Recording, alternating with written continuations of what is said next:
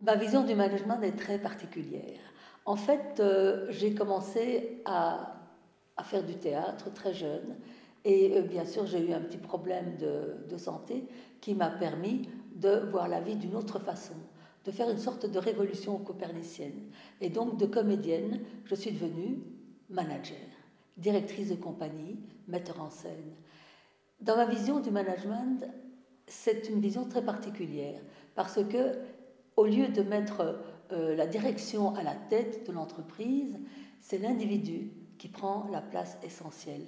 C'est donc un type de management à la manière des anarchistes, de la philosophie anarchiste, j'insiste bien, non pas de l'anarchie dans le désordre et dans le chaos, mais bien au contraire, une philosophie anarchiste qui prône le travail comme élément essentiel, un travail bien compris où chacun est à sa place et où l'individu prend la place la plus importante dans la compagnie.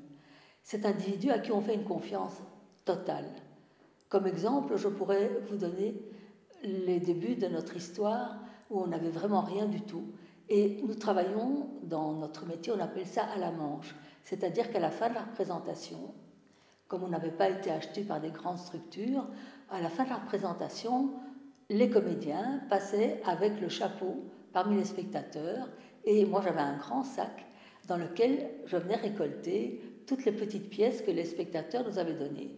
Je dis les petites pièces parce que souvent on y trouvait plutôt des boutons de culotte que des gros billets.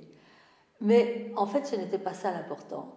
L'important c'était qu'on avait gardé quelque chose pour manger le lendemain. Et on déposait ce sac dans un coin de la pièce où on habitait à cette époque-là, et chacun savait que c'était l'argent de tout le monde.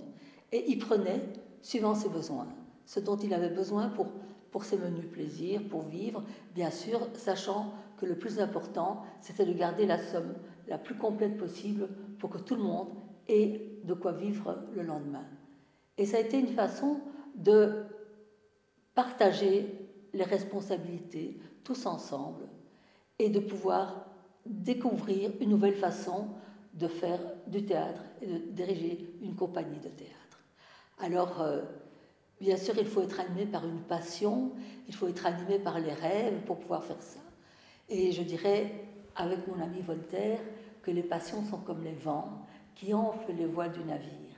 Elles le submergent quelquefois, mais sans elles, il ne pourrait voguer. Et aussi, avec mon ami Bachelard, les passions se préparent dans de grandes rêveries.